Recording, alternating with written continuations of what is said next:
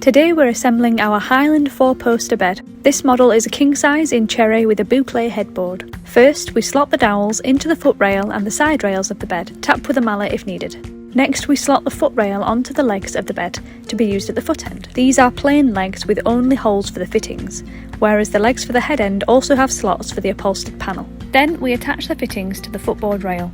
Slide the half-moon washers onto the threaded bolts which now show through the holes in the footboard rail. Then attach the nut and tighten with the spanner provided. Be careful not to over tighten. Move this section to one side for now. Next, we bring in the headboard rail. Make sure you place this piece with the central fitting face down for this next step. Then slot the dowels into each end of this rail as before.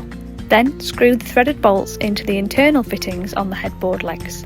These are located beneath the large slots for the upholstered panel. Line the legs up alongside the headboard rail, but don't push them together just yet. Bring in the upholstered headboard panel and lay this face down in between the legs. Starting on one side first, slot the headboard panel and headboard rail into one of the legs. Once in place, do the same on the other side. Give them a little tap for good measure. Next, screw in the headboard bolts at the back of the upholstered panel. Hand tighten first and then finish with the Allen key provided. Do the same on the other side.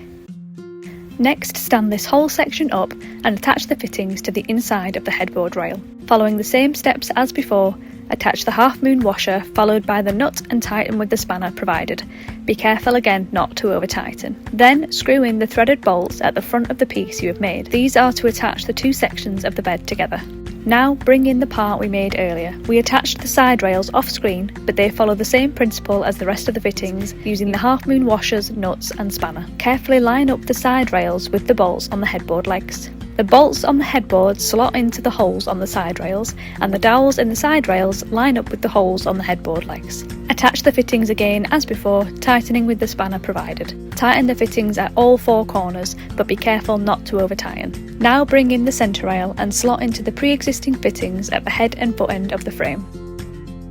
Next, it's time to assemble the canopy. Carefully position the shorter canopy beams on top of the posts of the bed. Just lay them in place for now. Use 2 people for this step if available. Once the shorter beams are in place at the head and foot end of the bed, you can now position the 2 longer beams on top.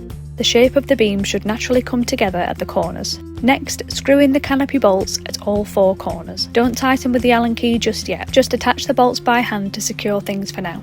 Leaving the bolts this way means you have some wiggle room to make sure everything is square.